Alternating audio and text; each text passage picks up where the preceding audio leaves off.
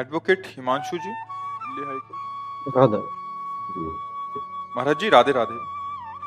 महाराज श्री कृष्णा ने गीता में कर्म को प्रधानता दी है, अर्थात कहा है कि कर्म करो, फल की इच्छा मत करो। हाँ, तो महाराज जी नाम जपना क्यों जरूरी है? हाँ, ध्यान दीजिए। पहले तो हम उसी विषय पे बोलते हैं। कर्म नहीं, कर्म योग।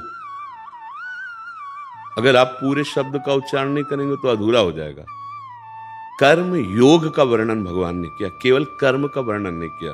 वो पूरा चैप्टर कर्म योग, आगे पूरा चैप्टर भक्ति योग, प्रारंभ जो गीता का किया सांख्य ज्ञान, जो ज्ञान योग कहा जाता है। अगर आप योग नहीं बोलेंगे तो कर्म फिर बांधने वाले होते हैं, चाहे वो शुभ कर्म हो या अशुभ कर्म हो। अच्छा कर्म है सोने की जंजीर, बुरा कर्म है लोहे की जंजीर, लेकिन बंधता दोनों में है। अवश्य में भोक्तव्यम कृतम कर्म शुभाशुभम, शुभ और अशुभ कर्म दोनों भोगने पड़ेंगे, समझ रहे ना। अब योग चाहिए जो मुझे कर्म बंधन से मुक्त कर दे, शुभ और अशुभ दोनों से।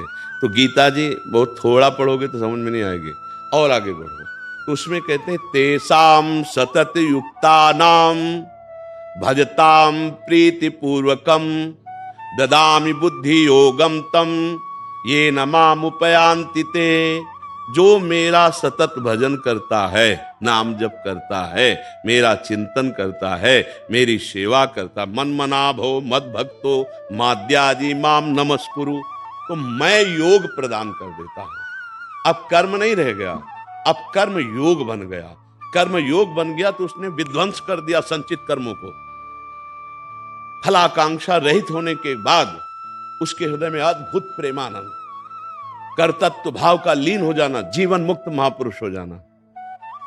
बिना भगवान के नाम जप किए योग नहीं बन पाएगा। मामनुष्मर युद्ध च, गीता जी से ही मेरा स्मरण करते हुए कर्तव्य कर्म कर। इसीलिए कहते हैं राधा राधा बोलो, हरि हरि बोलो, कृष्ण कृष्ण बोलो, फावड़ा चलाओ या वकालत करो या जो भी कार्य करो, वो तुम्हारी पूजा होगी, तुम्हारा कर्तव्य कर्म होगा।